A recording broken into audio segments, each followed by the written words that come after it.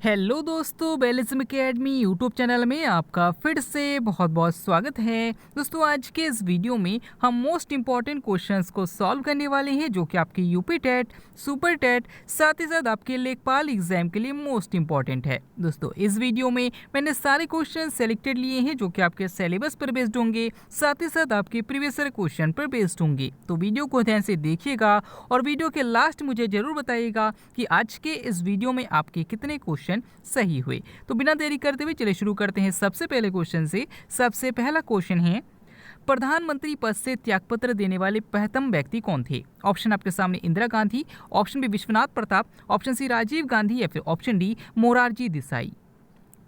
इसका सही आंसर हो जाएगा ऑप्शन डी मोरारजी देसाई। दोस्तों, याद रखिएगा कि प्रधानमंत्री पद से त्यागपत्र देने वाले जो पहले व्यक्ति थे वो मोरारजी देसाई थे। अगर आपसे पूछा जाता है कि सबसे कम उम्र के प्रधानमंत्री कौन रह चुके हैं तो याद रखिएगा राजीव गांधी रह चुके हैं। और अगर आपसे पूछा जाता है कि सबसे अधिक उम्र के प्रधानमंत्री कौन रह चुके हैं तो याद रखिएगा मोरारजी देसाई रह चुके हैं। अगला क्वेश्चन, माँ के दूध में सामान्यतः किस पोषक तत्व का अभाव होता है? ऑप्शन आपके सामने calcium, option B potassium, option C magnesium या फिर ऑप्शन डी आयरन। इसका सही आंसर हो जाएगा ऑप्शन डी आयरन। दोस्तों, याद रखिएगा कि माँ के दूध में सामान्यतः सभी पोषक तत्व पाए जाते हैं लेकिन इसमें आयरन की कमी होती है। अगर आपसे पूछा जाता है कि आयरन का सबसे अच्छा स्रोत कौन सा है तो याद रखिएगा पालक है। अगला क्वेश्चन, एपीसाइड लाइन का संबंध किससे है? ऑप्शन आपके सामने है उपसौर और अपसौर, ऑप्शन बी सूर्य ग्रहण चंद्र ग्रहण, ऑप्शन सी ज्वार भाटा या फिर ऑप्शन डी इनमें से कोई नहीं। इसका सही आंसर हो जाएगा ऑप्शन ए उपसौर और अपसौर। दोस्तों, याद रखिएगा कि जब सूर्य और पृथ्वी की अधिकतम दूरी होती है तो उसे अपसौर कहा जाता है और जब सूर्य और पृथ्वी की न्यूनतम दूरी होती है तो उसे उपसौर कहा जाता है। और इसको जिस लाइन से शो किया जाता है उसे एपीसाइड लाइन कहा जाता है, यानी कि एपीसाइड लाइन का संबंध उपसौर और अपसौर से है। अगला क्वेश्चन, सर्वाधिक अम्लीय वर्षा प्रभावित देश कौन सा है? ऑप्शन आपके सामने रूस, option B Norway, option C Haiti या फिर ऑप्शन डी मैक्सिको। इसका सही आंसर हो जाएगा ऑप्शन बी नॉर्वे। दोस्तों, याद रखिएगा कि सबसे अधिक अम्लीय वर्षा जो जिस देश में होती है वो नॉर्वे देश है। अगर आपसे पूछा जाता है कि कितने पीएच मान से कम पीएच मान की वर्षा को अम्लीय वर्षा कहा जाता है तो याद रखिएगा कि अगर 5.6 पीएच मान से कम पीएच मान की वर्षा होती है तो उसे अम्लीय वर्षा कहा जाता है। नेक्स्ट क्वेश्चन है, ब्राउन एयर किसे कहा जाता है? ऑप्शन आपके सामने अम्लीय धुआं, ऑप्शन बी प्रकाश रासायनिक धुआं, ऑप्शन सी सामान्य धुआं या फिर ऑप्शन डी रेडियो एक्टिव विकिरण। इसका सही आंसर हो जाएगा ऑप्शन बी प्रकाश रासायनिक धुआं। दोस्तों, याद रखिएगा कि प्रकाश रासायनिक धुआं को ब्राउन एयर कहा जाता है। अगला क्वेश्चन, किसके समाधि स्थल को चैत्य भूमि कहा जाता है? ऑप्शन आपके सामने Mahatma Gandhi, option B doctor Bhimrao Ambedkar, option C Rajiv Gandhi या फिर ऑप्शन डी पंडित जवाहरलाल नेहरू। इसका सही आंसर हो जाएगा option B doctor Bhimrao Ambedkar. दोस्तों, याद रखिएगा कि डॉक्टर भीमराव अम्बेडकर की समाधि स्थल को चैत्य भूमि कहा जाता है। अगर आपसे पूछा जाता है कि राजघाट किसके समाधि स्थल को कहा जाता है तो याद रखिएगा महात्मा गांधी के समाधि स्थल को कहा जाता है। अगला क्वेश्चन, सबसे अधिक ज्वालामुखी की उपस्थिति किस महासागर के चारों ओर है? ऑप्शन आपके सामने प्रशांत महासागर, ऑप्शन बी अटलांटिक महासागर, ऑप्शन सी अंटार्कटिक महासागर या फिर ऑप्शन डी हिंद महासागर।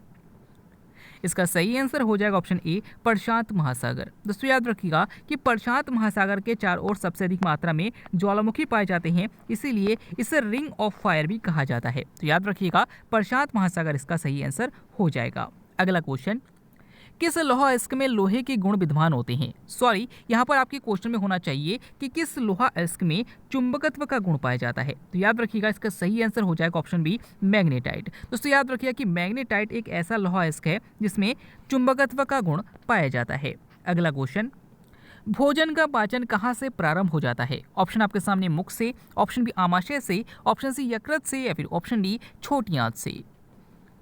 इसका सही आंसर हो जाएगा ऑप्शन ए मुख से। दोस्तों, याद रखिएगा कि सामान्यतः भोजन का जो पाचन प्रारंभ होता है वो हमारे मुख से प्रारंभ हो जाता है।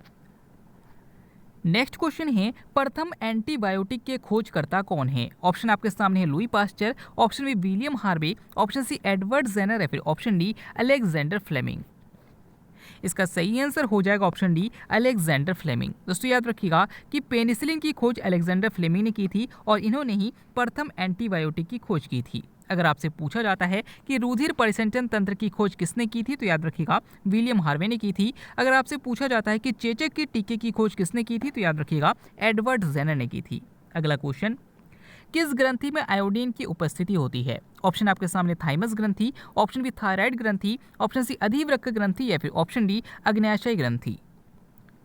इसका सही आंसर हो जाएगा ऑप्शन बी थायराइड ग्रंथि। दोस्तों याद रखिएगा कि थायराइड ग्रंथि हमारे गले में उपस्थित होती है और इससे आयोडीन की उपस्थिति होती है। और याद रखिएगा कि अगर इस ग्रंथि में आयोडीन की कमी हो जाती है तो इसमें सूजन आ जाता है और ये हमारे गले के बाहर एक उभरे हुए भाग के रूप में दिखाई देता है और इसी को गलकंड या फिर घेंगा कहा जाता है। अगला क्वेश्चन, सबसे कम पुनर्योजन क्षमता किसकी कोशिका में होती है? ऑप्शन आपके सामने यकृत कोशिका, ऑप्शन सी मस्तिष्क कोशिका, ऑप्शन सी अग्न्याशय कोशिका या फिर ऑप्शन डी हृदय कोशिका। इसका सही आंसर हो जाएगा ऑप्शन बी मस्तिष्क की कोशिका। दोस्तों याद रखिएगा कि सबसे कम पुनर्योजन क्षमता यानी कि अगर इस अंग के किसी भी पार्ट पर कट लग जाता है तो ये अंग जल्दी से उसको भरपूर नहीं कर पाता यानी कि उसकी पूर्ति नहीं कर पाता, तो ऐसा अंग मस्तिष्क है। लेकिन यकृत एक ऐसी कोशिका है जिसमें सबसे अधिक तेजी से पुनर्योजन की क्षमता होती है, यानी कि अगर यकृत के यानी कि लीवर के किसी भाग में कट लग जाता है तो ये इन कोशिकाओं का निर्माण जल्दी से कर लेते हैं, जबकि मस्तिष्क में ऐसा नहीं होता है। अगला क्वेश्चन, छिली हुई सब्जियों को धोने से कौन सा विटामिन नष्ट हो जाता है? ऑप्शन आपके सामने vitamin A, option B vitamin C, option C vitamin E या फिर ऑप्शन डी विटामिन बी। इसका सही आंसर हो जाएगा ऑप्शन बी विटामिन सी। दोस्तों याद रखिएगा कि छिली हुई सब्जियों को धोने से उसमें से विटामिन सी नष्ट हो जाता है। अगर आपसे पूछा जाता है कि किस विटामिन को स्टोर करके नहीं रखा जा सकता तो याद रखिएगा कि विटामिन सी को स्टोर करके नहीं रखा जा सकता। अगला क्वेश्चन, मानव शरीर में यूरिया की अधिकतम मात्रा किसमें होती है? ऑप्शन आपके सामने मूत्र में, ऑप्शन बी पसीना में, ऑप्शन सी रक्त में या फिर ऑप्शन डी हृदय में। इसका सही आंसर हो जाएगा ऑप्शन ए मूत्र में। दोस्तों याद रखिएगा कि मानव शरीर में सबसे अधिक यूरिया की जो उपस्थिति होती है वो मूत्र में होती है। अगला क्वेश्चन, राज्यपाल का मुख्य सलाहकार कौन होता है? ऑप्शन आपके सामने महाधिवक्ता, ऑप्शन बी राष्ट्रपति, ऑप्शन सी महान्यायवादी या फिर ऑप्शन डी मुख्यमंत्री। इसका सही आंसर हो जाएगा ऑप्शन डी मुख्यमंत्री। दोस्तों याद रखिएगा कि राज्यपाल का मुख्य सलाहकार जो होता है वो मुख्यमंत्री होता है। अगर आपसे पूछा जाता है कि राज्यपाल की नियुक्ति किसके द्वारा की जाती है तो याद रखिएगा राष्ट्रपति के द्वारा की जाती है। अगला क्वेश्चन, भारत में उच्चतम न्यायालय में न्यायाधीशों की संख्या बढ़ाने का अधिकार किसे है? ऑप्शन आपके सामने राष्ट्रपति, ऑप्शन बी उपराष्ट्रपति, ऑप्शन सी प्रधानमंत्री या फिर ऑप्शन डी संसद। इसका सही आंसर हो जाएगा ऑप्शन डी संसद। दोस्तों याद रखिएगा कि भारत में उच्चतम न्यायालय यानी कि सुप्रीम कोर्ट में न्यायाधीशों की संख्या बढ़ाने का जो अधिकार है वो संसद को है। याद रखिएगा कि वर्तमान में सुप्रीम कोर्ट में टोटल 34 न्यायाधीश है। अगला क्वेश्चन, आंवले में कैसेला पेन किसके कारण होता है? ऑप्शन आपके सामने है carotene, option B capsaicin, option C tannin या फिर ऑप्शन डी केसीन। इसका सही आंसर हो जाएगा ऑप्शन सी टेनिन। दोस्तों याद रखिएगा कि आंवले में कसैलापन का जो कारण है वो टेनिन है। अगर आपसे पूछा जाता है कि आंवला किस विटामिन का सबसे अच्छा स्रोत है तो याद रखिएगा विटामिन सी का सबसे अच्छा स्रोत आंवला है। अगर आपसे पूछा जाता है कि दूध का सफेद रंग किसके कारण होता है तो याद रखिएगा केसीन के कारण होता है। अगला नेक्स्ट क्वेश्चन है, मांसपेशियों में कौन सा अम्ल पाया जाता है? ऑप्शन आपके सामने लैक्टिक अम्ल, ऑप्शन बी मायोसिन अम्ल, ऑप्शन सी पायरोविक अम्ल या फिर ऑप्शन डी न्यूसिन अम्ल। इसका सही आंसर हो जाएगा ऑप्शन ए लैक्टिक अम्ल। दोस्तों याद रखिएगा कि हमारी मांसपेशियों में लैक्टिक अम्ल पाया जाता है और इसी कारण अगर हम कभी ज़्यादा मात्रा में काम कर लेते हैं तो हमारे उस अंग में लैक्टिक अम्ल का जमा होने लगता है और हमें वहाँ पर थकान महसूस होने लगता है। अगर आपसे पूछा जाता है कि मांसपेशियों में कौन सा प्रोटीन पाया जाता है तो याद रखिएगा मायोसिन प्रोटीन पाया जाता है। अगला क्वेश्चन, बेम्बानस झील किस राज्य में स्थित है? ऑप्शन आपके सामने Kerala, option B Karnataka, option C Andhra Pradesh या फिर ऑप्शन डी गुजरात। इसका सही आंसर हो जाएगा ऑप्शन ए केरल। दोस्तों याद रखिएगा कि बेम्बानस झील केरल में है और अगर आपसे पूछा जाता है कि भारत की सबसे लंबी झील कौन सी है तो याद रखिएगा बेम्बानस झील है। अगला क्वेश्चन, गीता रहस्य पुस्तक के रचयिता कौन है? ऑप्शन आपके सामने है Jawaharlal Nehru, option B doctor Rajendra Prasad, option C Bal Gangadhar तिलक या फिर ऑप्शन डी महात्मा गांधी। इसका सही आंसर हो जाएगा ऑप्शन सी बाल गंगाधर तिलक। दोस्तों याद रखिएगा कि बाल गंगाधर तिलक की जो प्रसिद्ध पुस्तक है वो गीता रहस्य है। तो इंपॉर्टेंट क्वेश्चन है, याद रखिएगा। अगला क्वेश्चन, विश्व मधुमेह दिवस कब मनाया जाता है? ऑप्शन आपके सामने 28 जनवरी, ऑप्शन बी 23 सितंबर, ऑप्शन सी 16 अक्टूबर या फिर ऑप्शन डी 14 नवंबर।